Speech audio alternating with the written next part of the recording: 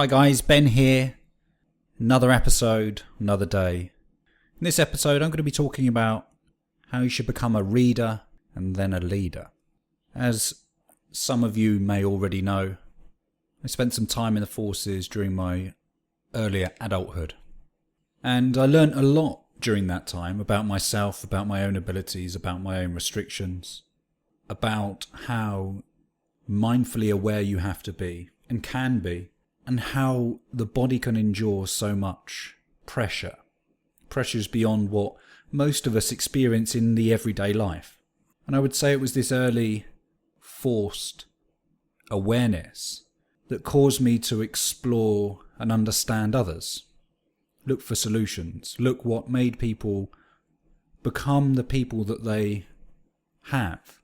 What the difference was between those who succeeded and those who society labelled as failed. And as we know, past legacies, some of the most influential people in society were considered failures before they were hailed heroes. And from those heroes, from those people of the past, we can learn so much. But the more we learn, the more we understand the past, the more we understand the failings of others, the failings of society, the failings of beliefs. And it was a military warrant officer, in actual fact, that said we must become readers and then we must become leaders. And that, among many other sayings, have stuck with me. And I've utilised it within my business, within my life. And I try and, where possible, expand my knowledge as much as I can, because the more you have, in my world, a rounded understanding of many things, the more you can communicate with people on so many different levels. It doesn't just need to be related to sport or fitness or health or nutrition. It can be on many of the world arts, pretty much anything. Anything that spurs alternative thinking.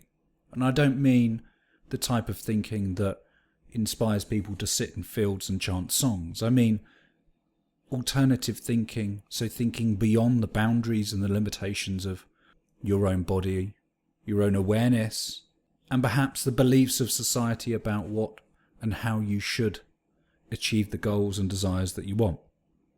For me, motivation and inspiration comes from the past. The visualization of the future drives and provides the passion to go out and do. But it's the stories of others that inspire those trains of thoughts that produce the inspiration behind my own actions. And during training, there's plenty of time to think. There's plenty of time to meditate within that moment and immerse yourself. So for me, I utilise that time, and I think it's good for most people to build mental resilience through understanding a more rounded world.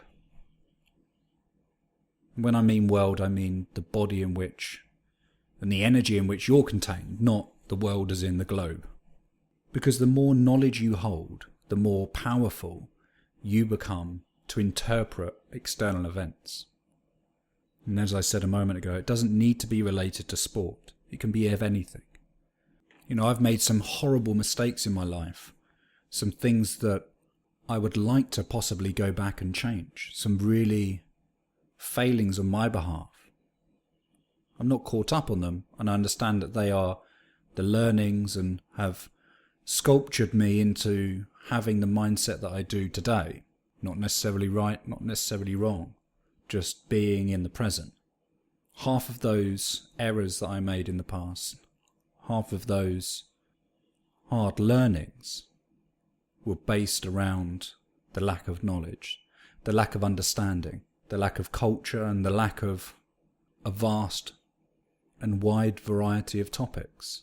In sport, there are many, many, many documented streams of information, many with origins back to the Victorian era, and the belief structures that were founded then about modern-day medicine, modern-day nutrition, modern-day fitness.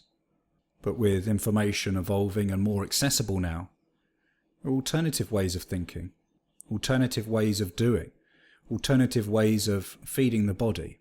People out there that have got some far-out concepts that today may seem a bit woo-woo, but in the future may be worthy of a Nobel Prize. So I guess what I'm saying is, if you're not already understanding and looking at information as a key tool in your own evolution, not just in sport but in all aspects of life, then now could be a good time to start perhaps by subscribing to a book club or spending just 5-10 minutes a day immersing yourself in the knowledge of another. So that's it for this episode. As always, these are short and sweet, unscripted podcasts that have evolved and been inspired from today's thinking, that I hope will inspire others, help understand me, my thoughts, as I progress on my own journey in life. So if you've enjoyed this, please remember to subscribe. For now, peace out.